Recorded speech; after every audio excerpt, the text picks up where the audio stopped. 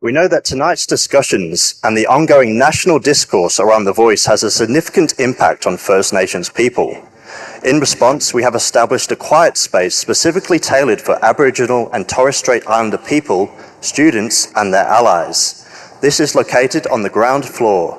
Please use this space at any point during the event if you need.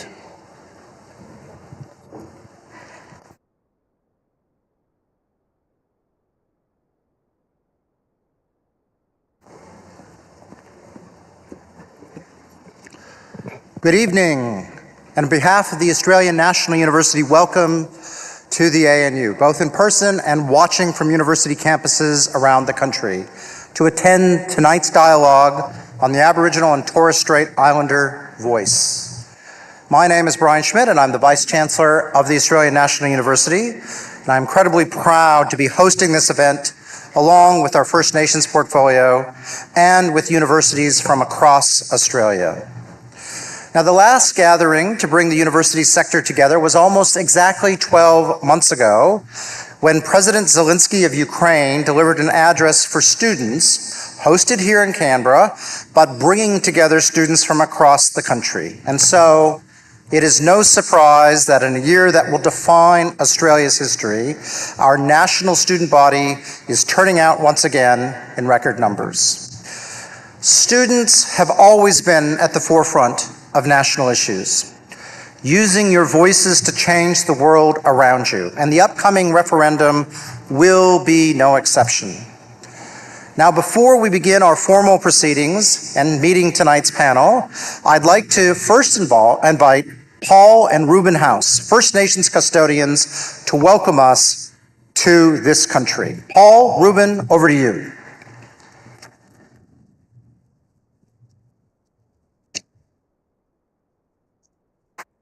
Mandangu, Wurugawuri, and thank you, Brian, and Jumburuburu Marambang, Yariamarang, Maranya. Good evening, everyone.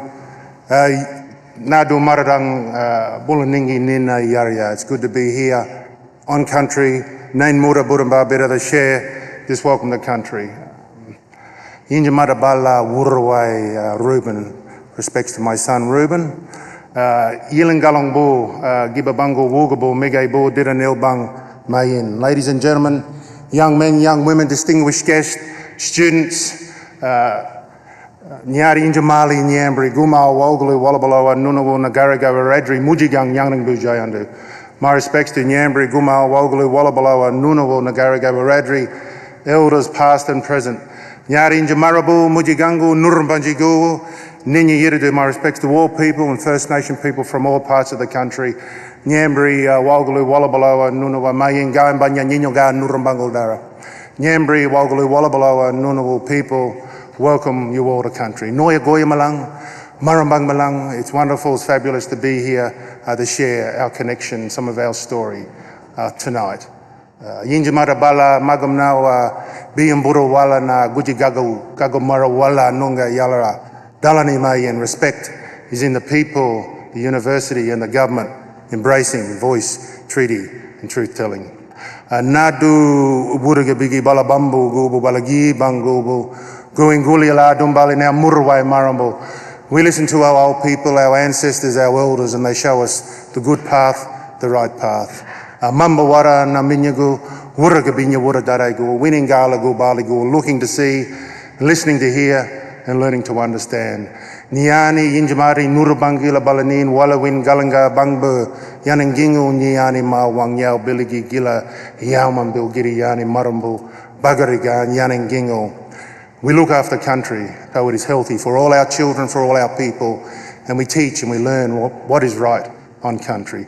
Muramuginya Yinjamara Muramuru Wirimbira Nurambango, living a respectful way of life, cares for country. Yinjamara Wirimbira Marando Gobo Giira Gobo Yando Gobo. Respect is taking responsibility for the now, the past, the present, and the future. Yinjamal Gijo, Yinjamarabu, Yinjamali, a powerful word, the Wiradjuri word on country, meaning many good things. To go slow, be patient, be polite, be gentle, take responsibility. Yinjamara Bala Ween, Bidan, Yinjamara Bala Ween, Girimbana na Nuru Balabua, Guru Gambino Banga Nara Nara. Respect is in the warmth of the campfire, in the possum skin cloak that shelters all. Guing guliala, magagiri biringa, bogongu dirinda, balabirida bina bina, yuwilawil nurambango. Respect is in the journey of the bogong moss. It's in the rivers and the creeks, quietly moving through country. Balawalam wanga dabu, mutton dabu, bamayu guru gambira. It's in the grinding stones and carved trees. Our welcome to country is always made in the spirit of peace and a desire for harmony and reconciliation for all people of modern Australia. And our main aim as local custodians, always to establish an atmosphere of mutual respect through the acknowledgement of our ancestors and the recognition of our rights to declare our special place in the pre and post history of the Canberra region. The name Canberra is derived from the name of our people and country, the Ngambri, the Cambry, right from here, Cambry Station. Murubanga Bala, Winganagu, Yambu Wan Bango Nara Nara. First, to know the nature of things. Maragaladal, Wallan Mayan Mayangalang, hold fast to each other, empower the people. Wallan Gunmala, Mara Mara Gure, be brave, make change. Diriyamana, Murawara, Nawambira, get up, stand up, and show up. It's wonderful you all showed up here this evening, and it's wonderful I showed up and Ruben showed up as well.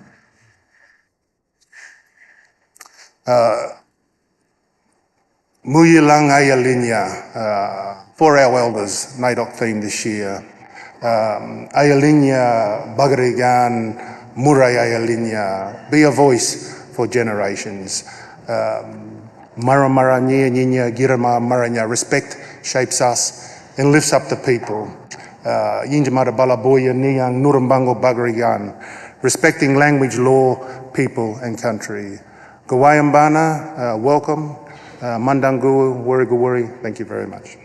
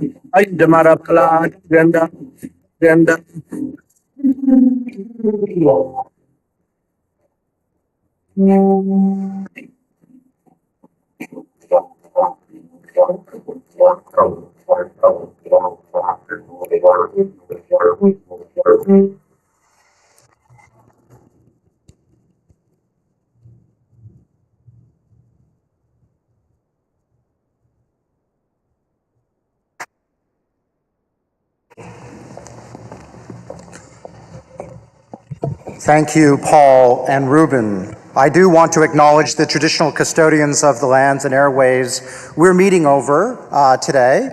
Here in Canberra, it's the Ngambri Ngunnawal peoples who have maintained the lands where I am standing as a meeting place for literally millennia. And I pay my deep respects to elders past and present and extend those respects to all Aboriginal and Torres Strait Islander peoples here tonight and joining us online.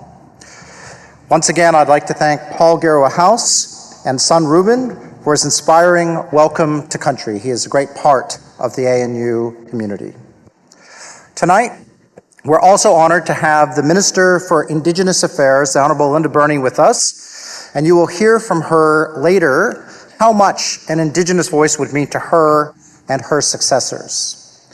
I acknowledge the other parliamentarians and dignitaries from the diplomatic community and elsewhere in the audience tonight, and I welcome everyone, wherever you're watching from, to this special occasion. I'm especially grateful for those here in Llewellyn Hall at the ANU and on 23 campuses around the country for coming together for a conversation that matters to us all. In a few months, every Australian must vote in a referendum to decide on whether our Constitution will recognise Aboriginal and Torres Strait Islander peoples as Australia's first peoples, and to establish a voice to Parliament on matters affecting Indigenous Australians. Voting in a referendum gives everyone real power. It's not just showing up for your democracy sausage, it's a change to our Constitution. To use that power properly and with integrity, each of us need to understand the issues at stake. And that's why this evening's conversation matters. We have to listen and learn before we cast our vote. And listening and learning in our fractious political environment is hard. In my own reflections, possibly as an American who sees just how toxic and polarized the politics of my homeland has become, is that sometimes we need to find ways to have a calm and evidence-based discussion around such important matters. Politics can get in the way of policy, but universities, and especially here at the ANU, on a question of national importance, we can create what I hope is a sanctuary, where we can host debates that replace the heat with light. So tonight, what you will hear are expert responses to questions everyone will have a chance to ask. Now, the discussion won't be free from politics. We have a Labour and hopefully soon a Liberal senator who's still being excused out of Parliament and will be here soon on the panel. However, this is a respectful environment where the tough questions can be asked and honest answers are given by people who have shaped our national conversation on The Voice. We're not here to avoid the questions, we're here to actually tease them out. That is the purpose of tonight. Now, we don't have all perspectives represented on the panel, and some people find that frustrating. But the spirit of the Voice proposal is about creating dialogue and greater understanding. And that is also the spirit of tonight's event. Some may disagree with that spirit or with the whole idea of a voice to Parliament. Some may think on the one hand, it's a risk, or on the other hand, that it goes nowhere near far enough. Or you may come out this evening simply wanting to know even more about the yes and no case. That last outcome to me is a great outcome. A university exists to advance knowledge and to spark curiosity. If the Voice succeeds in the referendum, there will be significant change. And as with all change, there is uncertainty. And that's why I'm encouraging and want all Australians to arm themselves with the information they need to make an informed choice when they vote later this year. Polls show the outcome of the referendum is likely to be close. The fact that you are all here tonight means you want to understand, and I thank you for that. And I encourage each of you to encourage your friends and family to go out and learn the detail behind the referendum so that everyone can pass a considered personal judgment when voting later on in the year. With that, it's time to listen to and learn from our eminent panel. I want to thank Professor Mark Kenny, our moderator, as well as our panelists. Your wisdom will help us all. Mark, over to you.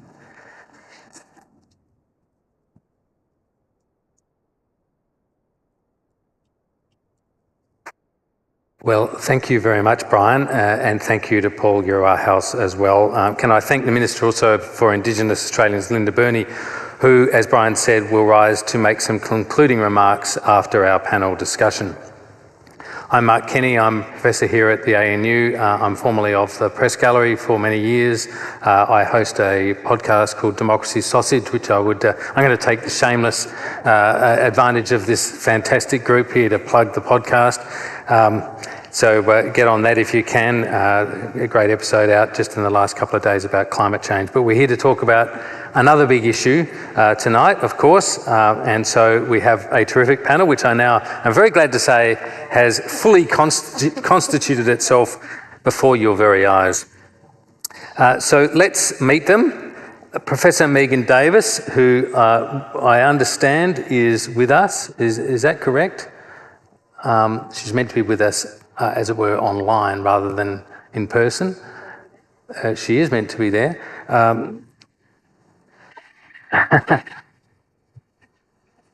The first hitch, and it's come up in about first 30 seconds. We'll go straight past that for the time being and get some advice on that.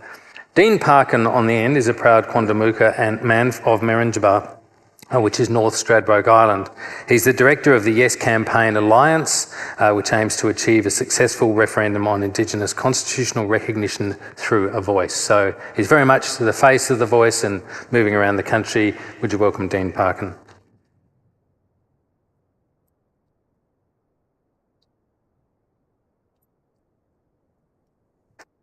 On his right, I believe, yes, better get my listen right, correct. On his right is Senator Andrew Bragg. He's a Liberal Senator for New South Wales and an ANU alum, I should just add. His 2021 book was titled Burudja, The Liberal Case for National Reconciliation. Yet he's also had some things to say, I suppose you'd say, critical of the political framing of the voice. We'll probably hear a bit of this from him, but in relation to whether enough work has been done to build the political consensus, I guess, the middle ground support for the voice prior to it being put to a referendum. So his perspective will be very interesting as well. Would you welcome Senator Andrew Bragg?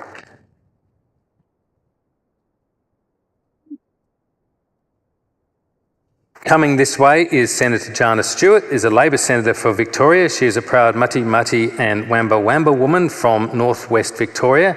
And Jana Stewart is both the first Aboriginal Labor Senator for Victoria and the youngest First Nations woman to be elected in the federal parliament. Would you welcome her?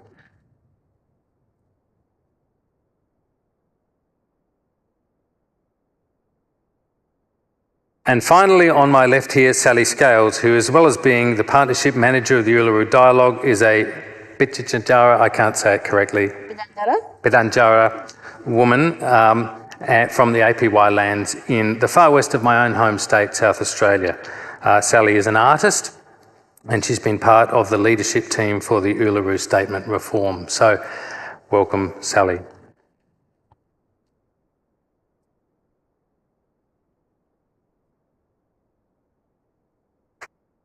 Dean, I might just start with you. We're going to go to some questions, but I just have a couple of little frame-up questions, I suppose, just to give a sense of the perspectives that each brings to the panel. You've been travelling around the country as part of your responsibilities leading the Yes 23 campaign. What are you picking up from the grassroots in the communities? I'm not talking just about First Nations communities, I'm talking about the communities where, because this is a vote for the whole of the Australian people, of course, so what are you picking up in terms of the enthusiasm and the level of engagement and understanding? Are people engaged yet with this issue?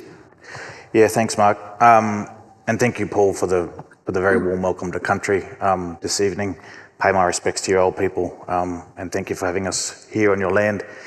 And I've said this for a while now, there's two distinct conversations happening, and when I say Canberra, I don't necessarily mean this place. I mean that place up on the hill That is one type of conversation that has been had around this, and it has been very much driven by the media and politicians going at this with kind of really old school political tactics in creating a lot of diversions and trying to distract Australians from what's actually at stake here.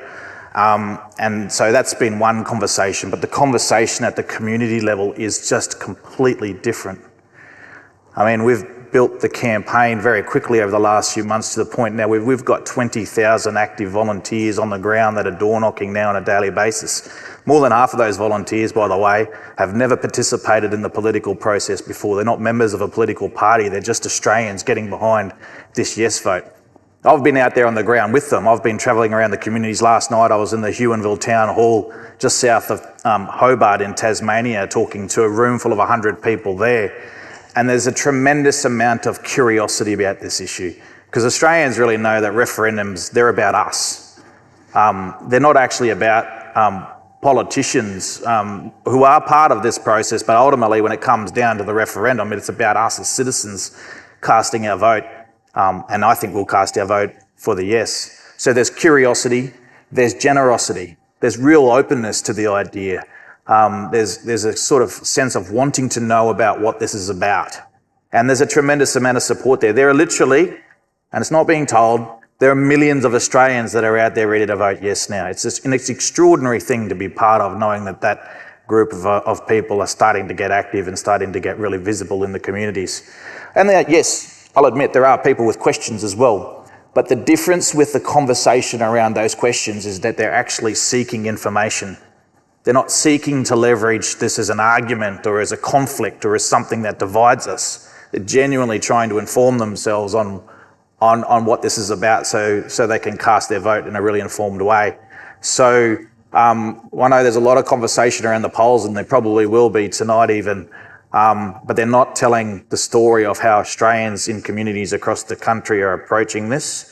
I think they're missing a very big part of the picture. We know 35 to 40% of the population haven't made their mind up on this. There are some other really big issues facing them at the moment. So we're super encouraged. It's why we've focused our campaign at that ground level.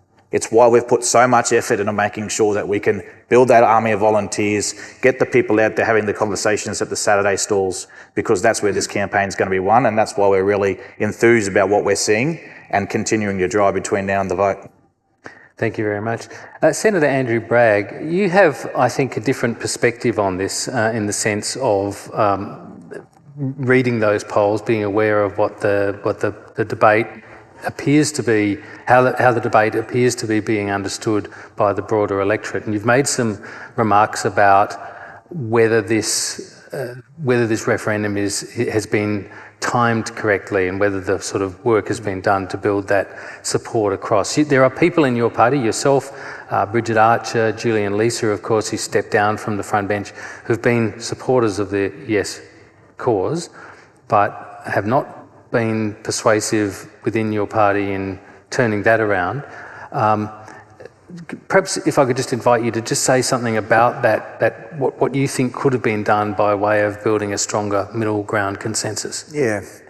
Well, look, it's great to be back at ANU. I probably spent too much time at the John's Bar in balancing out the time spent at the Menzies Library, but it is great to be back at my old uni. Look, it's been a very difficult issue over the last 12 months since the election, because I think it is important that this agenda is front and centre for the country. It's something that I believe in. I guess I've tried to be careful and judicious with my commentary over the last 12 months. When I thought that the government was mismanaging things, I guess I didn't really want to say too much because I didn't want to injure the debate. I'm probably kicking myself now that I wasn't more forthright, which probably goes against my my general approach, because I think that there is a lack of what I call centre ground at this juncture that would be desirable for this to be successful. A particular approach was adopted by the government, and we are where we are. I mean, I still think it's possible that it could be successful, but I think it's going to be so much harder than it could have been. And I guess what I'm really talking about here is establishing a process where everyone could have bought in. And what we had was a process where effectively the government developed an approach, they introduced a bill into the parliament, and that was the government's policy. It wasn't an approach where there was a long-running committee of the parliament that made bipartisan recommendations ideally, and then we went from there. So I felt that the process was mismanaged, but as I say, Mark, I guess I'm, in reflection, kicking myself now that I didn't make these points at the time, but I bit my tongue largely because I thought that it wasn't going to be all that helpful. So I think it is salvageable at this point, but it is very hard. I mean, this is about trying to capture as much middle ground as possible. There's some way to go, of course, and so we'll see which way the extent to which the campaigns, when they're up and running at full energy, the extent to which they shape public opinion as well, on top of the ground campaign that Dean was talking about. Senator Jana Stewart, Lydia Thorpe in your state is a fellow Indigenous senator, but has taken a different perspective on the Voice. Her complaint is different from the complaint coming from the coalition broadly, and her complaint is it doesn't do enough. What's your sense of the way the debate or support for the Voice is within your community, within Victoria in particular? Thank you. I just want to say thanks for the welcome to country, Unc, and I want to acknowledge the Minister for Indigenous Australians too, Minister Burney, in the room. I think there's this, misnomer out there that somehow First Nations communities, just by some exception that we share the same identity, all agree. And you've actually just seen a really good example of on stage here where not even everybody in the Liberal Party agrees about what we should do. But somehow First Nations communities are supposed to be homogenous and all agree to something. We are like every other community. There will be people who disagree with anything. I'm sure that on any topic in this room right now, if we were to do a survey, you would not get 100% consensus. But the most recent surveys show that 83 or 84% of First Nations people across the country support enshrining a First Nations voice in our Constitution. That is a thumping majority by anybody's standards. But somehow First Nations communities are getting held to a higher standard than 83%. Can you imagine anybody in this room being held to a higher standard than we are right now? So I think that that just needs to be put to bed, that somehow we are all going to agree on the same issue. I think while we've got different views about how we might get there, I think we can all agree that where we are right now as a nation and the outcomes for First Nations people are unacceptable. I think we all agree on that. We all agree that we need change. We might have different ideas about how we're going to get there, but something needs to shift, and this is the opportunity before us, enshrining a voice in our Constitution. Thank you. Sally Scales, as I said, you are an artist, you work with communities in the API lands. Do you have a sense, as I've seen reported, but I have no way of knowing, I'm very interested to hear what your on-the-ground view of this is, a sense of there being a difference, but I mean, because one of the Conservative arguments is this is being promoted by urban First Nations peoples, elites, that kind of argument. Sorry.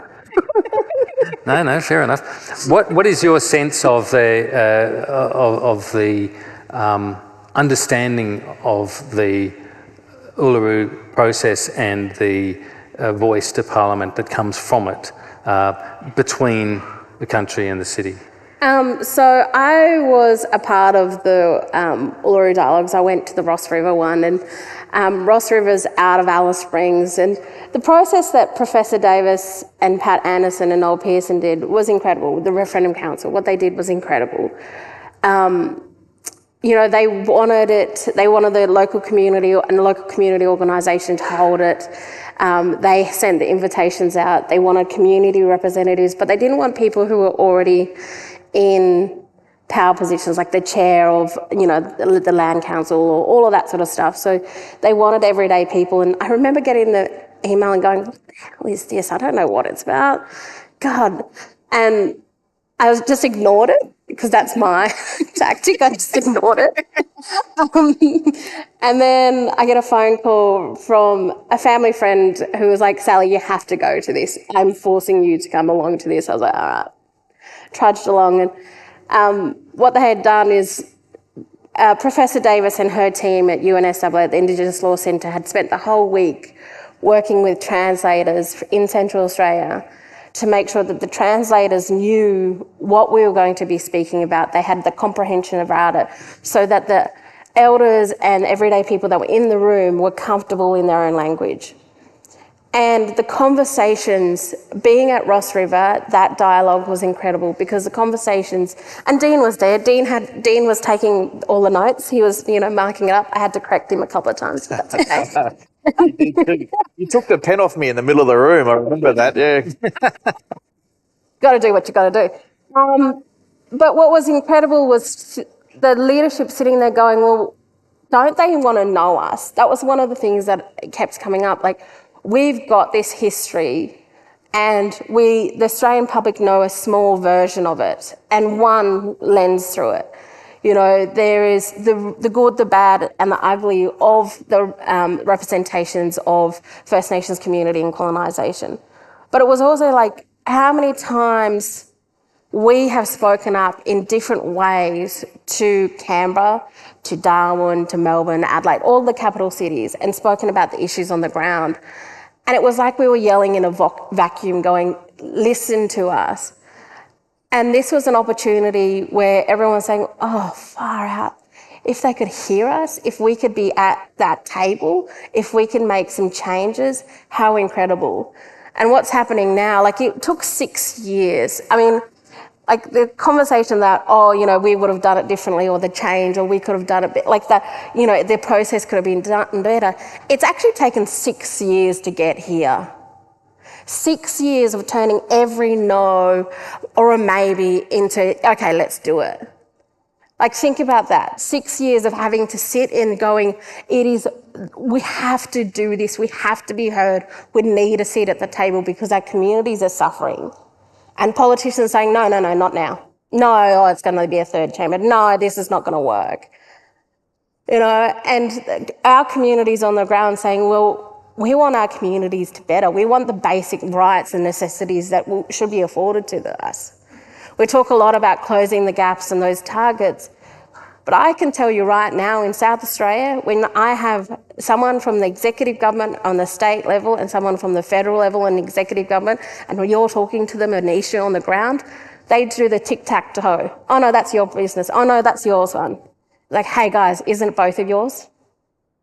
Don't you need to be doing it more? And that's where communities are saying that road to Canberra is going to be easier.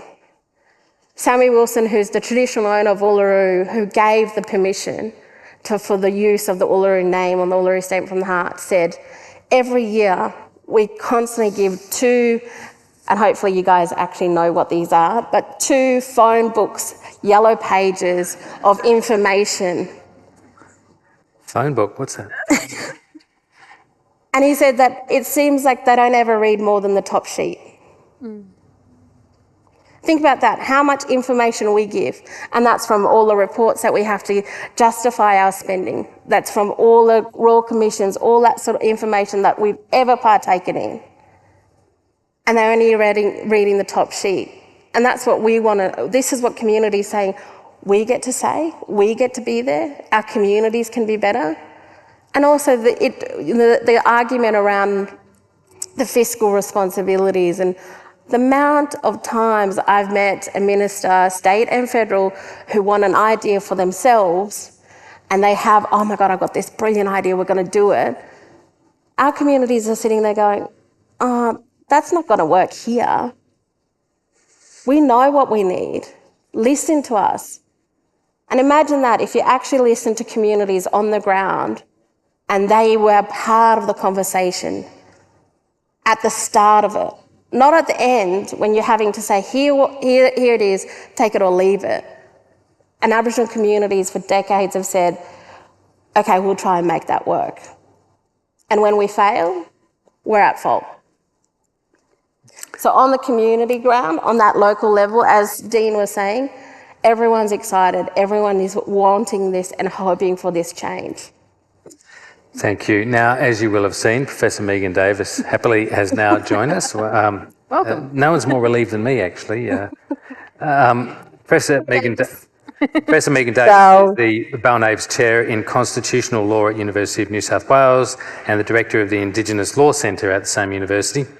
She's the author of several books and a recent quarterly essay, excellent quarterly essay, I might say, and countless articles, and she was the first person to read out the Uluru Statement from the Heart in 2017 and repeated that, I think, just recently on the 6th anniversary of that. Welcome, Professor Megan Davis. Being late, but as Sally knows, I'm always late. I might just start by asking you, as I have gone along the panel, Megan, to very briefly, if you could, because we want to get to the student questions, but just address the point about how much consultation was in that early process that led up to the Uluru Statement from the Heart. Because, you know, this goes to this narrative about it, that some people have pushed that it's some sort of elite preoccupation. Well, I'm sure Dean and Sally, who were there, have prosecuted a pretty good argument on this. It was really exhaustive, and as Dean knows, who was on that whole journey with me, exhausting.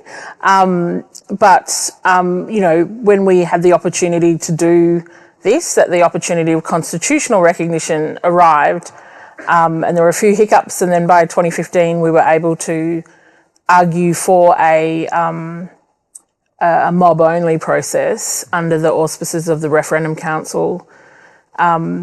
We sat down and set out a pretty ambitious consultation process that involved an entire year of prep.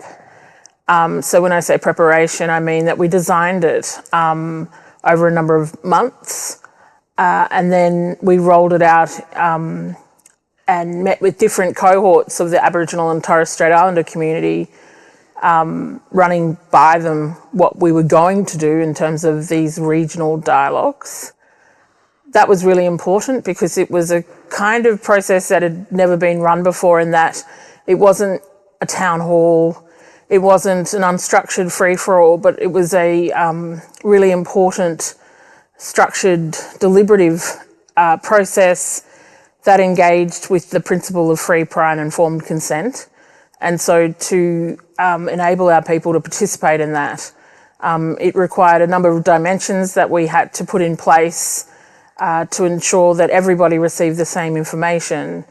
And we had enough expertise on site and enough controls to ensure that the outcome at the end of the day was a robust outcome, which is what was one of our driving I suppose, one of the driving dimensions of the work that we were doing. So for the first year, and I don't want to track over what Dean or Sally might have said, we ran 3 major conferences where we brought in traditional owners and Broome, and also our national peaks and Aboriginal organisations on Thursday Island, and then a major meeting in Melbourne with key leaders. And in those meetings, we ran through what we designed in terms of the deliberative dialogue. So that meant the structure, the 3-day structure of what the First Nations dialogues would look like, to ascertain from our people, to ascertain from a sample of our people what constitutional or what meaningful constitutional recognition was to them. At that point, both parties were coalescing around an idea of constitutional recognition being only symbolic, but we knew that that would not be acceptable to First Nations communities. And so we designed a process where they would be able to freely decide in a very bottom-up process what their region thought was meaningful constitutional recognition. As Dean and Sally would have alluded to, there was nothing elitist about the process. I think that's a very, simple way for the No campaign and others to dismiss what went on here. But But in that process in 2016, in the lead up to us rolling out the dialogues, we got that feedback from our mob. We built it into the dialogue about what we should be doing and not doing, and their critical feedback and their support. And then we ran a trial dialogue at Melbourne Law School. And at that trial dialogue, we brought in all of the people that would facilitate the conversations in the dialogues, although we banned the word facilitation because facilitators aren't really great in Indigenous, in the Indigenous Affairs policy area. So we had all local people. So it had to be someone who was local to the region, who knew people and knew the issues. So it was a really carefully crafted process, and it needed to be one that engaged people who don't normally have a voice. That was a really critical, I guess, part of this, of the process, was that if you just allowed people who always get a voice to participate, the outcome may have been different, but what we wanted was local communities to choose leaders in their region. And those leaders are not ones well known by journalists or by media. They're the ones that don't get to talk. They don't have the fancy passes to fly to Canberra, every sitting week to lobby politicians. They're just ordinary mob in communities who have devoted their lives to the service of their communities. And that's what's so critical about the work that we did do. And then after the trial dialogue, we kicked off in Hobart in December and then rolled out, up until May, a series of First Nations regional dialogues and then the national dialogue. I mean, it's true.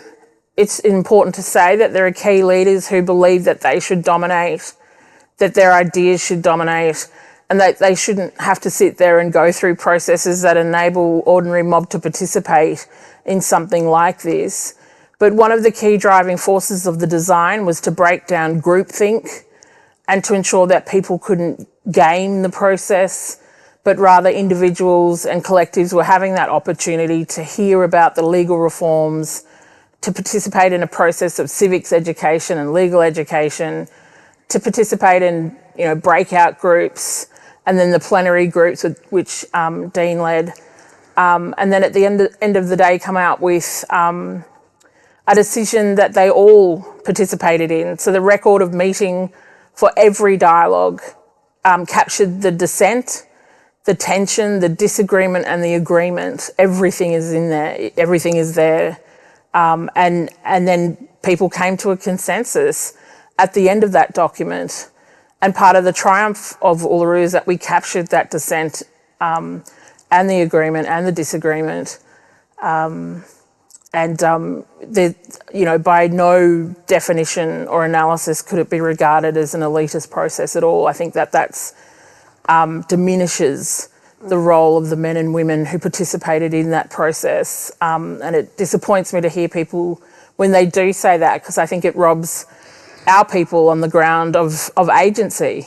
And a lot of that has happened in the kind of wash up now with the No campaign and others suggesting that these people, were just puppets of other people. I think that's a deeply disappointing way for something that was a great Australian innovation to be reduced to.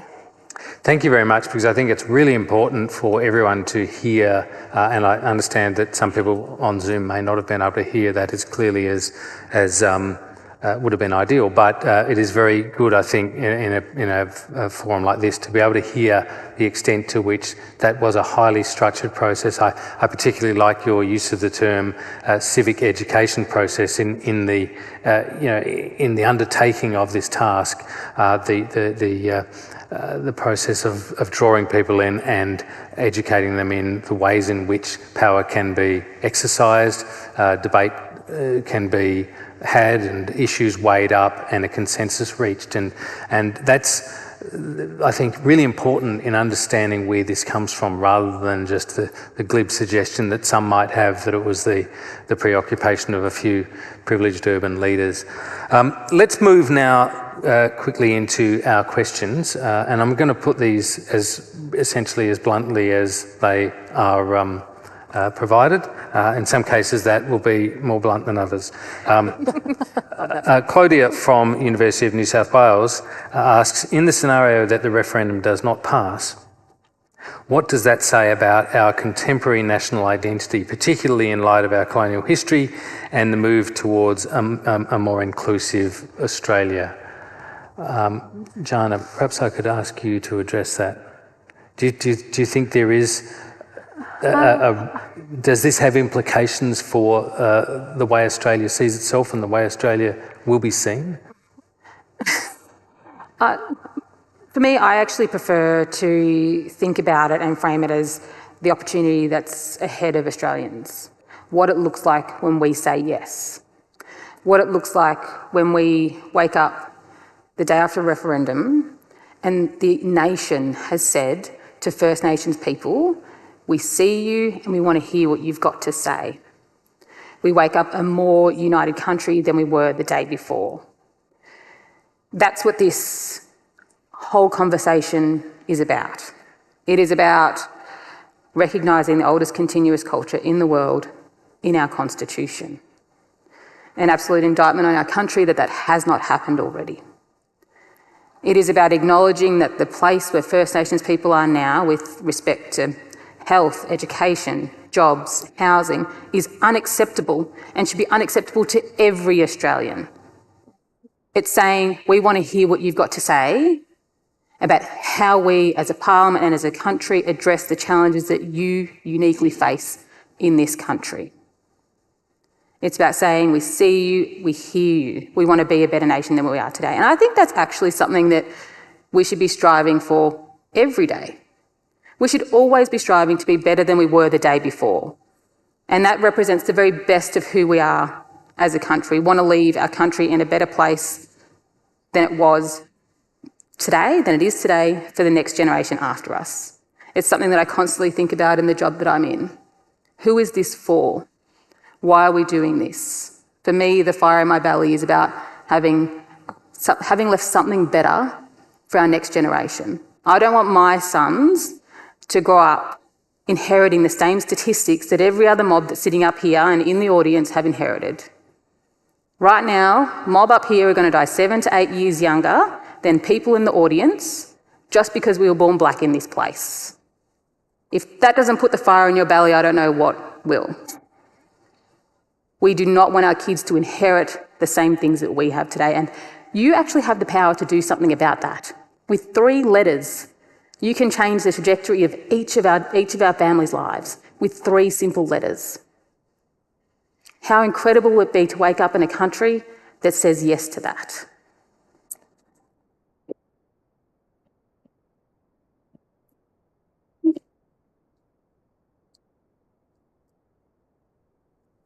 Thank you very much. My sort of loose working instruction to the panel is to essentially stick to one person answering each question. Unless you feel a burning desire, there is absolutely no prohibition on... I feel like that's directed at politicians not to cut in. Well, some people are professional talkers, but I'm in no position to moralise on that. But it's just simply so we can get through some of these questions. But if you do feel like you wish to either contest something that's been said or whatever, then by all means, of course, do so. The next question, which I think probably might be well directed at you, Megan, is from Zoe, also from University of New South Wales. Can you comment on the argument that a voice will legally prevent a treaty in the future? So there's nothing in a constitutional recognition provision that can prevent a treaty. I mean, partly because the actual provision doesn't expressly exclude a treaty, but also because treaty is already being done at a state and territory level by states and territories. Northern Territory, South Australia, Queensland, Victoria, commitment in New South Wales, commitment in WA, commitment in Tasmania. So there's a lot of treaty activity going on around the Federation. We know that a treaty can already be created through the head of power, section 5126, the race power. So there's nothing in a constitutional recognition provision, such as the voice provision, that can prevent the Commonwealth participating in that treaty activity.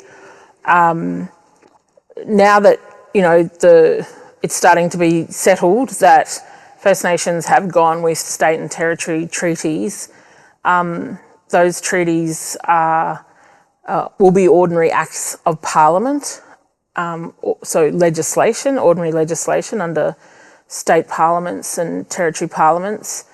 In the course of negotiating that document, there is no prohibition on the Commonwealth becoming party to that. And certainly I know in relation to the work of Victoria, that a particular chapter, it'll be the same as every state and territory, will be left for the time that the Commonwealth chooses to come on board.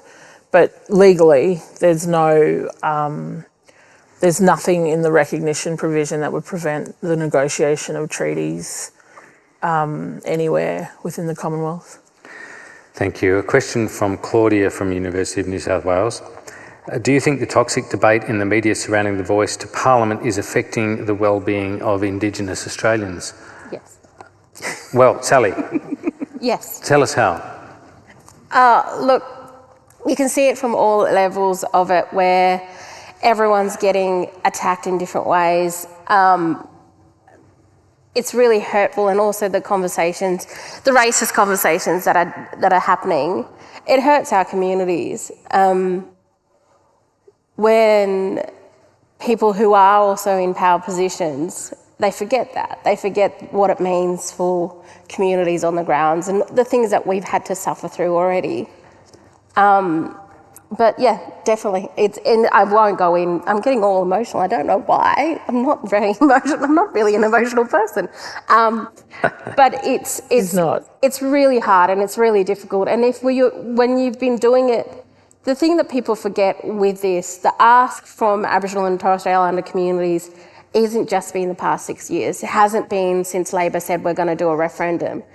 It's been a long time coming. We've constantly been asking to have a change, be a part of the conversation, change it up. We've stuck with the status quo for so many years. Like in South Australia, we started a treaty process, next government comes in, gets rid of it, we're trying again. Our communities have constantly been failed by everybody, and then we're having to then justify it. I mean, the brilliancy of those elders at Uluru, the incredible heart and the hope and the aspirations they had was saying, well, actually, we need to give this invitation of an opportunity to the everyday Australian people. They didn't give it to the politicians.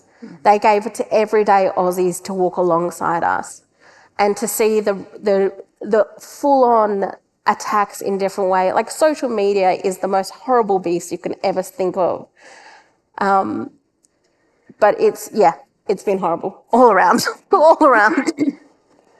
Yes, I think it's something that's easy to forget, that it's quite a process. We saw in the same-sex marriage survey in 2017 a narrative around this, an understanding, I think, that a section of the community was essentially having a judgment passed on their nature by the rest, and some people felt that was unreasonable, others were less exercised about it. But if it was true then, it's certainly true now as well in terms of this debate, and it's, as you say, I think far too easily forgotten in what is a pretty robust sort of public discourse a lot of the time. The other thing that I would say is that we've seen a negative impact on LGBTIQ plus communities, and we had a successful outcome in that instance. The other thing that I would say is that words and language have been used as a powerful weapon against First Nations communities since colonisation. This is not a new thing for us. It's actually it re-triggers a whole lot of trauma for our mob, how words are used against us in so many forms, and particularly in places like our parliament. And we're seeing those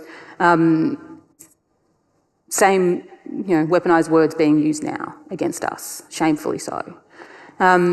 But the main point that I wanted to make really is that you can actually play a part in lightening the load for First Nations communities this year. You can actually do something about it. And that is really about being loud and proud about your support for enshrining a voice in our Constitution. Because there's going to be a weight of responsibility on lots of First Nations people. We're going to bear the brunt of lots of it. But you can share the load with us. You can be talking about how great this is. You can talk about Black excellence. And I think it's going to be really important for Mob to see, because lots of negative things are going to be said about us, and we need something and good forces to counter that, and that's where you come into play. The louder and prouder you can be, the better it will be for all of us. Can I just add? Yes. There?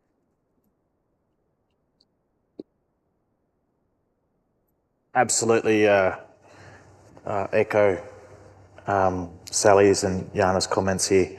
I'd give a slightly different perspective also, as well as being in the rooms and knowing that tens of thousands right now as we speak, Australians are mobilising in support of this, gives me a lot of hope as well.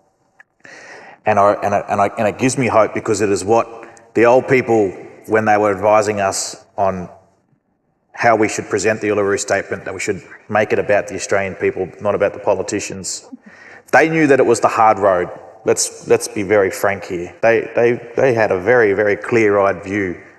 They understood the history of how difficult it is to win referenda in this country. But they knew it was also the right one. This time in our history, what we had achieved through Uluru, the Uluru Statement from the Heart, it had to go to the Australian people. The hard way was the right way. So while they knew that we were going to go down this hard road, and they knew that some of what Sally and Jana have talked about and all of us have witnessed and experienced, they knew that that would happen. When we're seeing the tens of thousands of people mobilising in support of this campaign, they also imagined that as well. They imagined this movement of the Australian people, and it is growing.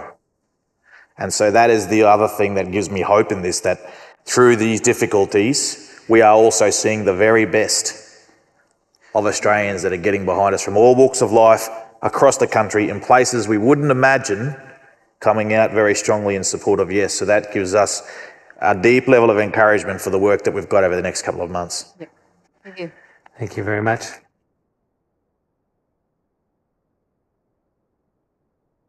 Andrew, I think I might fire this question at you. This is from Rebecca at University of Tasmania. In creating only an Aboriginal and Torres Strait Islander parliamentary voice, does Australia risk disenfranchising other minority groups?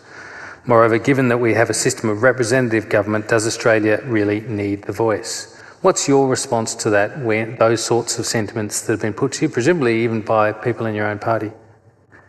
Well, obviously there are parallels with the same-sex marriage debate. This is about a minority group in our country.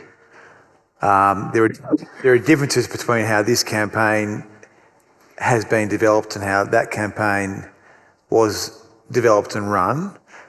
But the main point here is that Indigenous people are the only group of Australians that have a whole slew of laws made for them at state and territory levels based on their race. And so in Canberra, where we are tonight, we have, I think it's 18 or 19 different race-based laws made for Indigenous people. So my view as a Liberal has always been that it's very and deeply illiberal to deny people a say over the deployment of special laws. The idea that this is the introduction of race completely ignores the last 250 years. I've referred to race-based laws, which we run at a Commonwealth level, but the states run the bulk of race-based policy. If you go into any regional town in New South Wales, you'll discover an Aboriginal medical service. That's a race-based policy. Even the discussion about the Closing the Gap agenda is a race-based initiative. So that is the main answer. Thank you.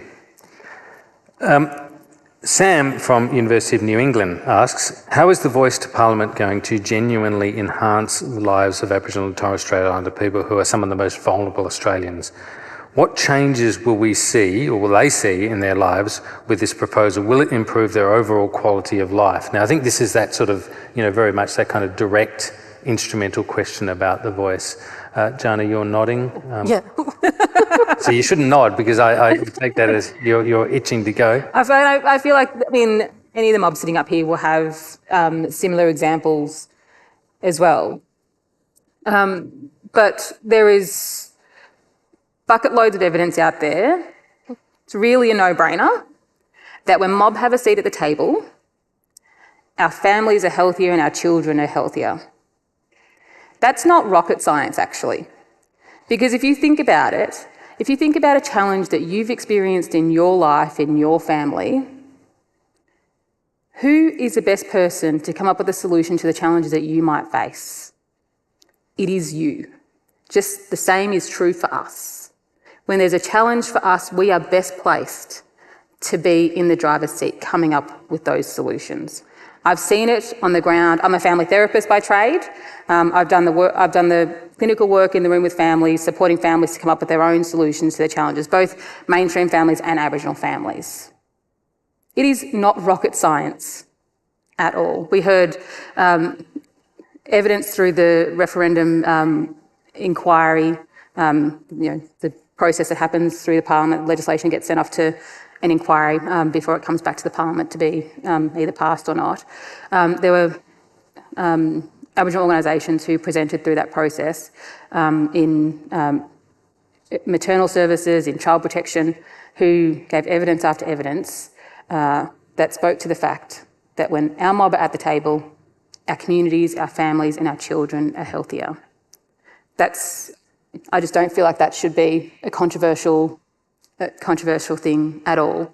And the obverse is also true, isn't it? That if you deny people that access to make decisions about themselves, then it actually adds to the problem. It's the same. It's the same that we're sitting in. If we don't change it, it's going to be the same old, same old. Aboriginal people continually getting the blame for the mismanagement of governments, whether it's federal or state or the executive governments. Talking about realistic changes in a community, I was 19 when our communities asked for food security changes in our regional and remote communities. Now, the APY lands is 18 hours from Adelaide. It's 9 hours from Alice Springs. Our food comes from Adelaide. 14 years ago, an iceberg lettuce was costing $14. A box of nappies was $48, and I'm talking black and gold. And that I'm talking 20. And we asked to subsidise the cost of freight. And a minister chose to do a market garden in the remote communities. Now, I'm from a desert, arid community. We advised this minister this is not going to work. Her Aboriginal Affairs Commissioner said this will not work. She chose to do it anyway. She wasted $1 million. We were asking for $500,000 over 5 years. That's one example from 14 years ago. Think about how, if you look at the Productivity Commission that came out recently and all that sort of information that's in there, how many times that money that is earmarked for Aboriginal communities, Aboriginal Torres Strait Islander communities, and how much actually hits the floor? How much actually hits the floor? That's going to be the change. The submarines, everyone's talking about the bloody submarines. I don't care about the nuts and the bolts of the submarines, but what do I care about? Where is that nuclear waste going to go for that submarines? If we're going to build new ports for these submarines, where are those ports going to be? How is those Aboriginal communities going to be consulted and worked with? You talked about climate change before. How come there's no Aboriginal young people standing there talking about climate change? It impacts our communities. Where are the Torres Strait Islander communities coming here and being part of these conversations about climate change? How has the fire services changed how they do backburning since the significant fires we've had? And everyone talked about we need to go back to how Aboriginal people were looking after country. I don't think that's changed. We're good at talking about change, but we actually aren't about implementing it. We aren't actually sitting there going, be a part of this conversation, be at this seat, be at this table. Think about the circles that you're in and how many times you've done a welcome to country or there's a reconciliation plan in those spaces. But who's in the room? Who's having those conversations? How are you doing a change in your communities? Because I know a voice will change my communities. I know us having a seat at the table will change it, because we can sit there and go, this will not work. We've already got something similar that actually needs to be funded properly. Stop treating Aboriginal and Torres Strait Islander communities like they're the same. You've got 4 Aboriginal people up here. Our communities are not the same. Our lived experiences in our communities are not the same. But there's a weirdness that happens at Aboriginal communities. You said it at the start. There's a weirdness where people talk about regional, remote and urban communities. We're very different. People have treated us that there's a sameness. Oh, one size fits all. But I can absolutely guarantee you that if we get this up, when we have this opportunity and communities can sit at the table and they can have representations there who can make meaningful change, that is going to change the lives of our babies, of our old people, of not spending $48 on a pack of $10 nappies. Thank you.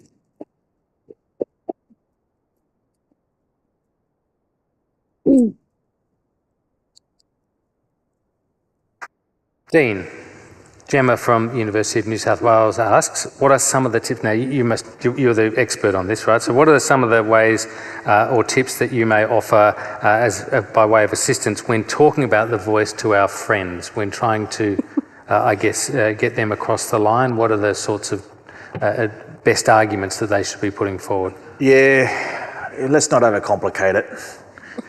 Let's just start having the conversation with our families and friends, and the simple act of expressing why you support this will give your family and friends confidence that they can too. We actually just need more and more people talking in very simple terms why you support this. Some people will like these panels and like hearing from us. Most people want to hear from people like themselves.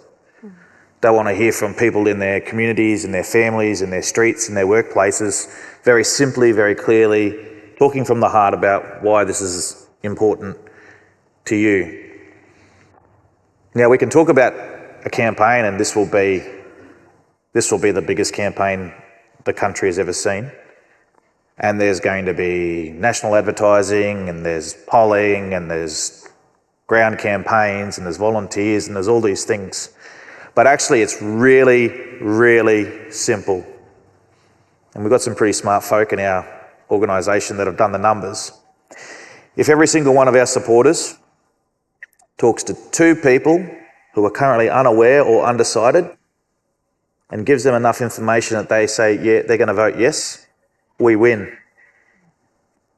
If every single one of our supporters brings 2 of their family or friends from unsure, undecided, unaware, over to yes, we will win this referendum. So, yeah.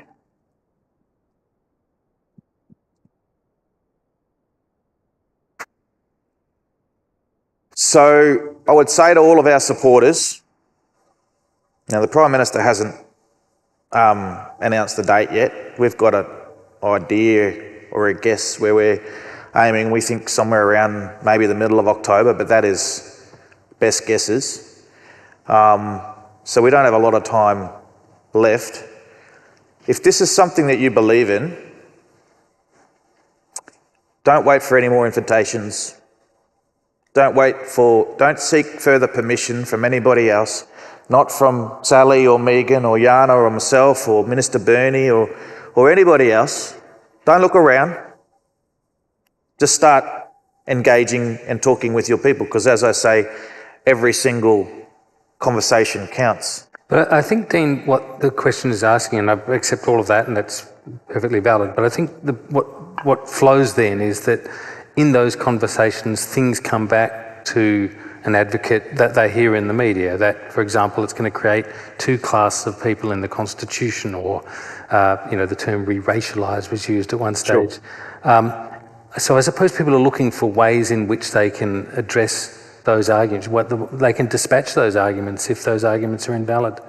Yeah, well, there's a couple of really steady resources. Sally and Megan have done some incredible work with the Uluru Dialogues on dispelling a lot of those, or answering those questions and so forth, and giving a lot of information. You can go to yes23.com.au. There's an incredible amount of information there that can talk you through the frequently asked questions to give you these answers and responses to these questions. I mean, I'm not going to go through line by line now and give the speaking points to every one of the issues that are raised. We'll be here a while. But I encourage you to use those resources. If you don't know, find out is the actual slogan. If you don't know, find out. And go to yes23.com.au, get that information. And I would highly encourage you, there's more than 200 community groups now for Yes across the country. Yeah? Communities across the nation organising themselves into Yes coalitions. As I say, they're bringing people together that haven't been involved in politics before. They're multi-partisan, they're multicultural, like-minded folk who are also great sources of wisdom and support and expertise. Get involved in the campaign. This is the time to do it now. So there are those resources at hand, but I will come back, just don't overcomplicate it. Because and this is my experience, actually when you're out in community having these yarns, a lot of these questions are posed in the media as these great big technical, very hard, I've got to be a constitutional lawyer, or I've got to be a politician, or I've got to be an Indigenous person to be able to answer them. Again, that's not the kind of conversations that are happening at the ground. Simply by expressing and showing your support, talking about why it's meaningful to you, don't underestimate how far that will go in giving other people confidence that this is something that they can support. Get the merchandise, wear the shirt, put the corflutes up, put the bumper stickers on. The more that we can show that more Australians are getting on board with this, it will generate, and it already is, starting to generate more of that momentum in support of this. Andrew Bragg, Dean mentioned it there, or sort of alluded to it there, the sort of sense of risk that is sometimes mounted in the argument about the change. How do you go about addressing that in terms of the perhaps weighing it with the risk of not changing, the risk of continued failed programs, continued failed policy? Can you give us an insight into what works with? Because I suppose you're talking often to a constituency that is perhaps, certainly the internal party constituency anyway, that is perhaps less inclined to this. Yeah, well, I think there's a couple of groups of risks there, Mark. The first set of risks is related to the over-egging of some of the rhetoric. And if you go back and you've got a VHS or a beta or some sort of similar technology, you'll be able to get a tape and look at what was said around the same-sex marriage debate from 2017. And I mean, that was going to be, the fact that we're still here now is unbelievable. I mean, it's been obviously a tough few years to have rebuilt planet Earth, but obviously I really appreciate all the free labour. But I mean, that was basically the end of the world back then. And so I would urge you to look at what some people said back then. So I think you've got to take some of these comments about risk with a grain of salt and look really carefully at them. The second risk, though, which I think you're mainly referring to, is the risk of the status quo prevailing. And I think the reality is that it is very difficult to imagine that we would be back looking at this concept in detail if it is defeated in the immediate short term. And we know that from the Republic referendum. So I think look, people can try and argue the status quo is acceptable. I think that's I've not heard anyone ever say that. So I think you can dismiss both of those risks actually quite easily. But look, yes, but let's be frank. It is a pretty core set of arguments that are being put up. If you don't know, vote no. That it's permanent. That it will have unknown consequences. Yeah. These sorts of things are essentially about establishing some level of fear about making a change, abstracted from the notion of continued ongoing failure. Yeah, I understand that, but I mean, that's because the politicians are involved. Hear. Thank you. All right, well, let's move on to... Sorry, Dean, I'll give you a final word on that. Yeah, we've seen this and heard this before a couple of times. We heard it through Mabo Native Title Act and the Wick Amendment. Remember back then, every single backyard was at risk. We were coming for your backyards. Non-Indigenous people would only have front yards, not backyards, because they would be populated by the mob that had just gained these extraordinary powers. Well, that never happened. And then the same argument was made about not giving the apology. Firstly, it wasn't going to do anything. We're starting to hear that again now. And secondly, these ambit claims that, oh, but if we did that, we risk billions of dollars in compensation. Now, some of the actors that were involved in that debate are mounting the same debate now on The Voice. And I think it is on us as Australians. We talk about misinformation, we talk about all of these things, and it is a real thing, but only if we allow it to be. And I think we can choose better. When we hear these things that are obviously designed to invoke fear and division, we should also stand up a little bit stronger and a bit straighter in our defence against those things and say, actually, you've been wrong every time before. You've run these scare campaigns, none of which you have ever said would happen has happened. You're wrong again now. Let's be very simple. This is about recognition through a voice. It'll be a very simple question for the Australian people. And I think we can cut through that noise and that nonsense. And I think we will vote yes later on this year.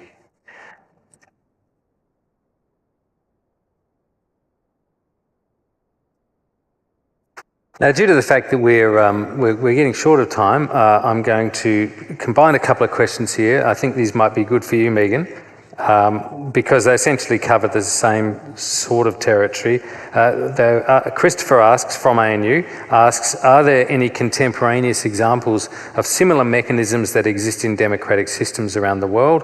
And India, also from our ANU, asks, does a structure like the Voice in Parliament exist in other countries with an Indigenous population? If so, how effective have they been?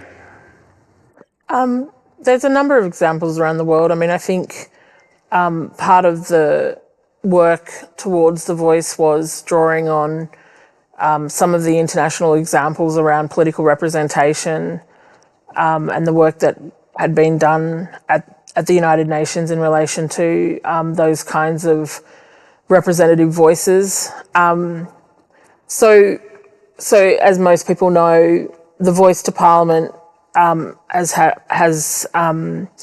succeeds a number of mechanisms that have already been set up in Australia and abolished. And it's important to note that those people who were participants in those prior mechanisms also participated in the drafting of the United Nations Declaration on the Rights of Indigenous Peoples. So that particular declaration is imbued with a rights framework, a normative framework that says that First Nations people or Indigenous peoples are entitled to participate in the democratic decision-making of the state. That is what this Voice to Parliament is about. And so many examples internationally have fed into that international law, and after that particular declaration was passed by the General Assembly. So some of the examples people often point to will be the examples of the Sami, obviously, in Scandinavia, so the Swedish Sami Parliament and the Norwegian Sami Parliament and the Finnish Sami Parliament. Each of those parliaments are very different in that they have particular legislation that allows them to not just participate or be consulted by the government and the parliament of the day, but in some areas the Sami Parliament takes full carriage of particular issues, such as Sweden in relation to children's, the education of young Sami.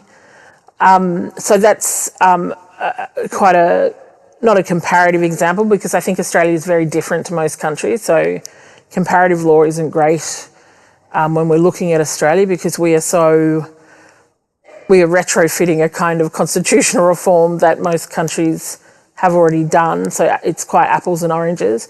There's other examples in, say, for example, the Russian Federation, in relation to particular autonomous indigenous areas that have representatives that feed into the Duma. There's other examples, such as in South Africa, where there is a particular voice that the South African Parliament and government draws upon in relation to Indigenous matters and traditional owners and traditional knowledge. There's Panama. There's many examples, particularly in the Latin American constitutions, with respect to the duty to consult, which aligns very much with this voice to Parliament. It's important to keep in mind, though, many of those constitutions can be amended via a majority of the Parliament changing that constitution, as opposed to Australia's, which is one of the most rigid constitutions in the world, that it requires Australians to change it. So it's not a politician-led thing, although they're trying to lead this process. So there are many examples of this around the world. Thank you very much. Jana, I'm going to give the last word to you and just ask you about a question that's come up a number of times. I can't find exact examples of it now, but I've read it a number of times in the plethora of questions we received. And it's the one about representation, about, well, if there are First Nations people in Parliament at the moment, why does there need to be a voice? It's a good question. And the first is, for me, as a Senator for Victoria, I actually represent all Victorians. Yes. I don't just represent First Nations people in Victoria. So that's the first thing that I would say. And the other thing that I would say is that while we're very fortunate right now to have a record number of First Nations people in our federal parliament, after the next election, that actually might not be the case. The Australian people might vote differently, and we might find ourselves again with no First Nations people in our federal parliament. So the number of First Nations MPs in our federal parliament will constantly change. The other thing is that, Aboriginal people in parliament are often, constrained by party political lines, and that doesn't work for our mob necessarily. And I think the biggest difference with having something like The Voice is that our mob will get to choose who they want to speak to Parliament. Our mob will get to decide who's there. One of the biggest barriers for our communities has been that Parliament and governments have chosen who they want to provide them advice about things. This is going to change that. Our mob get to decide who the voices we want to be at the table with government and with Parliament.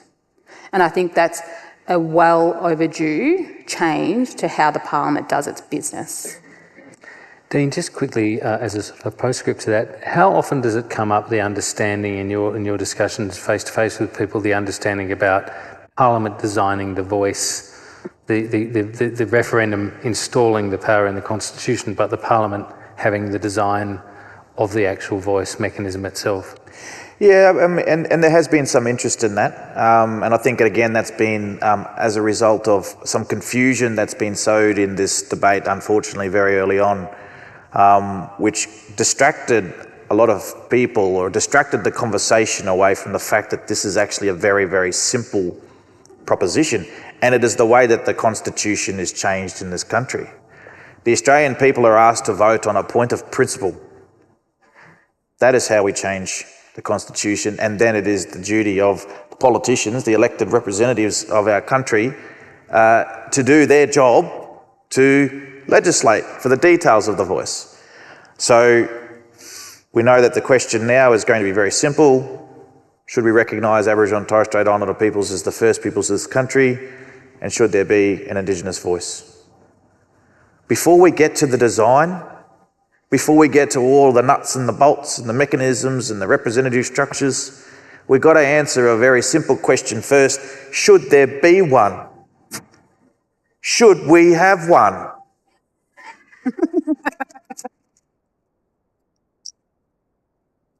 Very economically put, thank you very much. Now, could you please thank our panel, Professor Megan Davis, Sally Scales, Dean Parkin, Senator Dana Stewart, and Andrew Gray.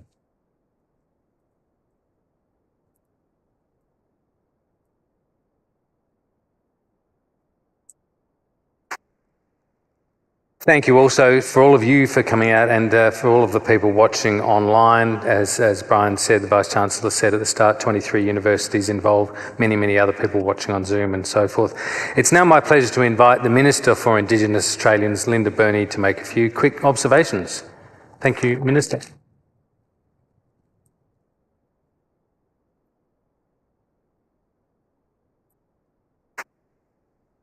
Well, I have an incredibly easy job tonight, which is unusual. And it's my role tonight to give a vote of thanks. And I'd like to say that, firstly, from my people, the Wiradjuri, the people of the Three Rivers and the Great Western Plains, I pay my respects to the Ngunnawal-Ngambri people. And I thank you, Paul, for your welcome to country. And I want to acknowledge the contributions of your mum, Matilda, who is a proud matriarch, who is a good friend to this university. And I'd like to also recognise Professor Brian Smith, whom I've known for a very long time, to, as I said, Paul, to you, Mark, Professor, to also Professor Peter Yu, and also Professor Anne Martin, OAM. An enormous thank you to you all. And a particular thank you to our panel, who I think have been incredibly generous. I know everyone on the panel, and they work hard. To be with you tonight here in the ACT is incredibly generous, and I thank you all very much. Let me begin by saying this. Tonight has filled me with so much hope and optimism for constitutional recognition through a voice.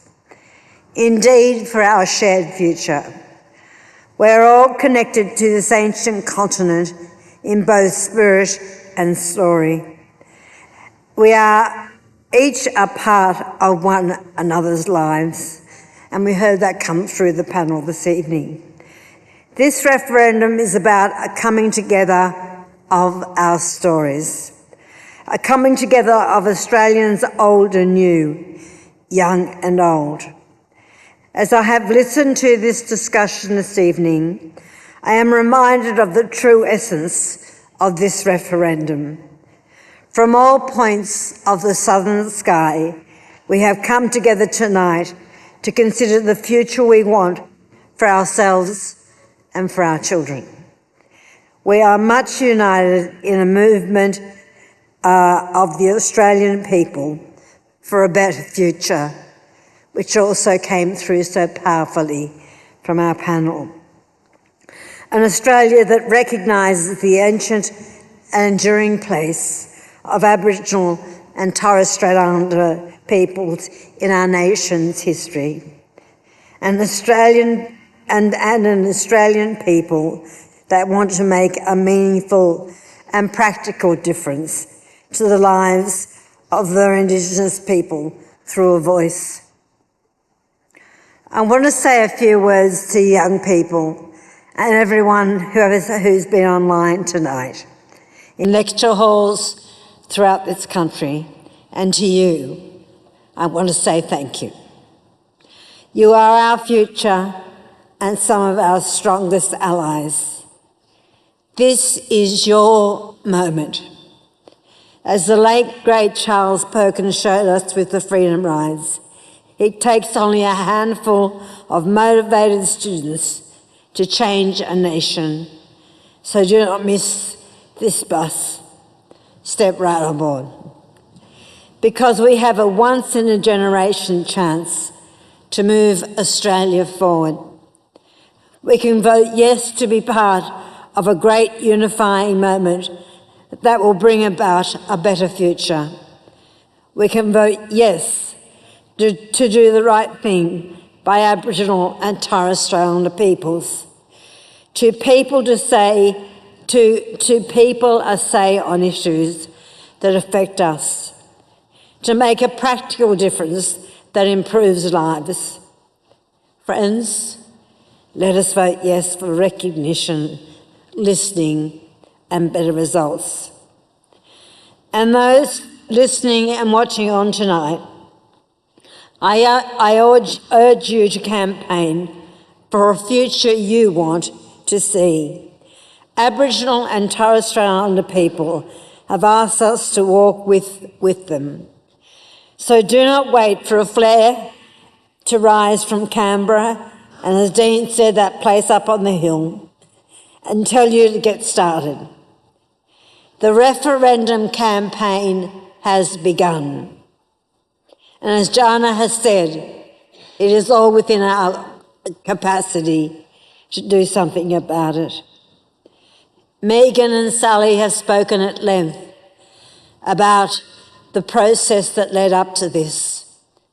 And the request is not from politicians, it is from Aboriginal and Torres Strait Islander people. And there are people like Andrew Bragg and others who are yes, Liberals for yes. And we draw heart from that and go forward with it. So the campaign has truly begun. Get out there, talk to your friends, talk to your family, talk to your fellow students, and talk at your workplaces. Like the ANU has done by pulling this together and producing that fabulous document that you've all been given. Start a conversation about why the voice is important and how it will make a practical difference and improve lives. We will win this referendum, conversation by conversation. Silence doesn't make history, people make history, and this is our time. Thank you for all of you for being involved. And let's make history together. Thank you.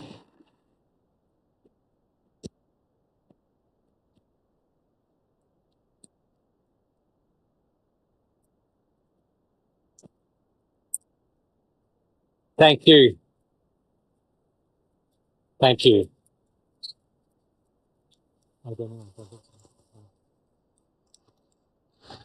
Yeah, that's it.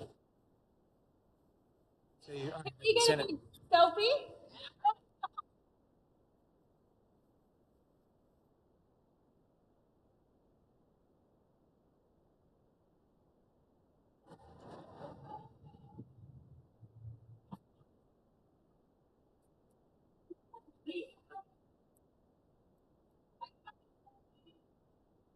I'm not